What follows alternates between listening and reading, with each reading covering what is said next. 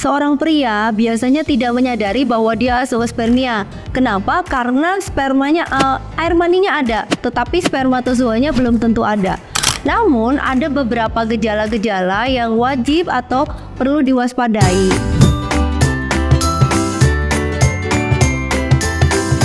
Azoospermia itu apa sih, Dok? Penyebabnya kira-kira apa ya? Oke, jadi azoospermia itu adalah suatu kondisi di mana tidak ditemukan spermatozoa dalam air mani pria. Nah, tentu saja kondisi ini berpengaruh pada kesuburan seorang pria, karena bagaimana mungkin terjadi pembuahan kalau spermanya tidak ada. Kemudian kalau berdasarkan data azoospermia sendiri, data penelitian di Turki yang menyatakan bahwa azoospermia itu menempati prevalensi 6% dari seluruh pria dan menempati angka 18% dari seluruh pria infertil.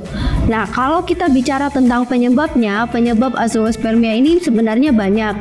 Bisa saja disebabkan oleh penyebab pretestikuler, misalnya masalah hormonal, atau bisa saja masalah genetik yang merupakan sebuah kelainan yang dibawa sejak lahir. Atau bisa juga kerusakan pada testis. Jadi kerusakan pada testis karena berbagai sebab, salah satunya bisa karena virus atau karena kecelakaan, itu bisa menyebabkan azoospermia. Dan yang terakhir, penyebab dari azoospermia adalah obstruksi atau pembuntuan di saluran keluarnya sperma, sehingga bisa saja produksi spermanya masih ada, tetapi sperma tidak bisa keluar karena salurannya buntu.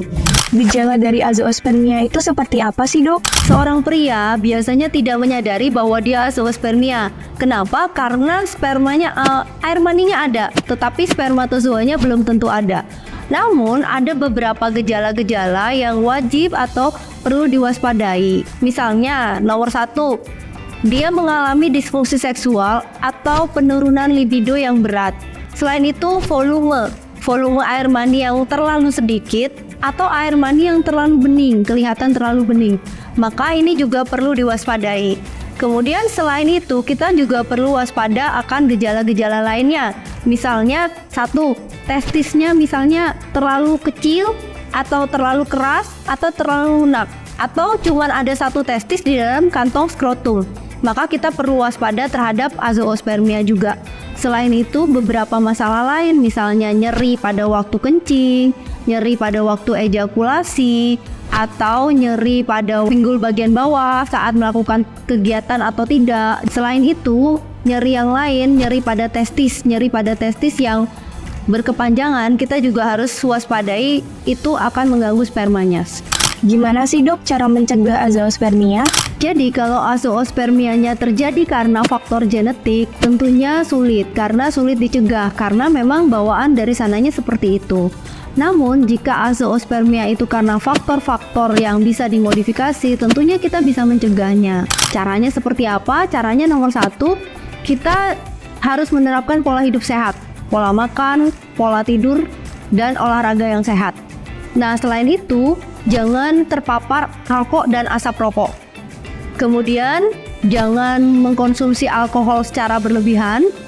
Selain itu juga harus mengelola stres dan menjaga berat badan agar tetap ideal. Karena berat badan yang berlebihan atau berat badan yang kurang itu akan mengganggu kualitas dan kuantitas sperma. Nah, selain itu ada beberapa juga yang harus diwaspadai, misalnya paparan radiasi dan bahan-bahan berbahaya. Hindarkan diri kita dari aktivitas yang berpotensi mencederai testis.